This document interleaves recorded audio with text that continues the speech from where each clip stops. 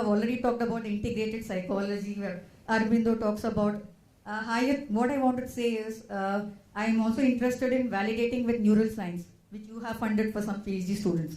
So I wanted to ask, in terms of this, what kind of research is going on? Because this is also a scientific tool. What is the tool that was used by Aryabhatta to explore this? Or when Shankaracharya came out of the Vedic mathematics and so many other things in all fields which have so painfully taken care to bring out so many volumes in this outer things.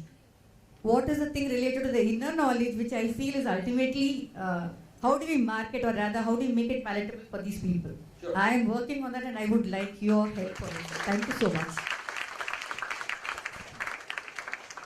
Can you give the mic? Can you tell us your name? Because I think it's important to know you. I am Mrs. Giri. I am a faculty from SAS College of Commerce and Economics. I missed your lecture on Saturday. That's why I came here to listen to you, sir. Well, wonderful to get to know you. I'm glad that you're taking these things and moving them out, moving them forward. We are welcoming people from faculty research levels down to student levels who want to collaborate. So contact us through Ganesh, and we would love to have you in touch and have more intense dialogue. To answer your question very briefly, one of the topics of my interest is Indian system of discovery without measuring tools.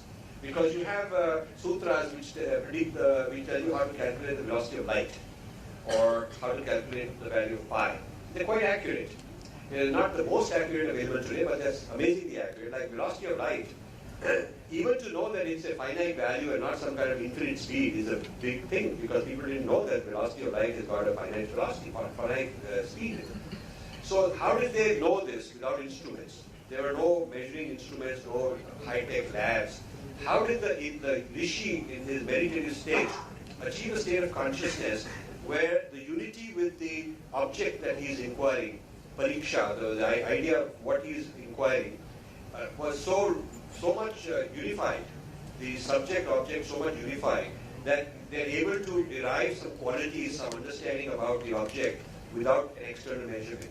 This I've talked about in this book. I have, in this book, Being Different, I think it's chapter 5. One of the chapters is called Sanskrit non-translatables. Sanskrit non-translatables, which means that there are certain mantras which have a vibrational quality which you can't translate into something else. It won't mean the same thing. Once the vibration is replaced, it's not the same effect. And there I'm explaining the theory of Rishi discovery of mantra and Rishi discovery of scientific truths. Now, it's interesting that Western neuroscience has finally gotten really onto this in a big way, and the amount of funding is huge.